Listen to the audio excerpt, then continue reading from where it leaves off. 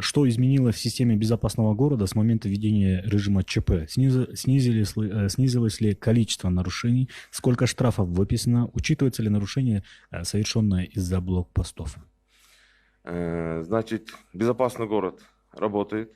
Я призываю всех граждан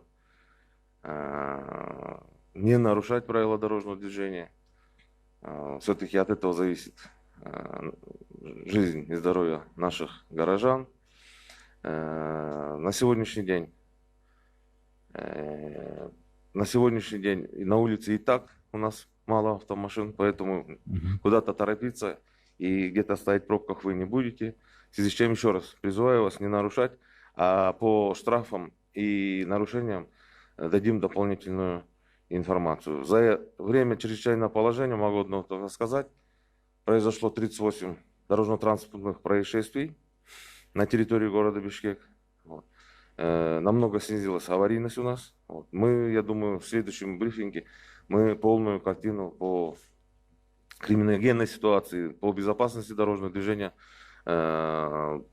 полную картину дадим.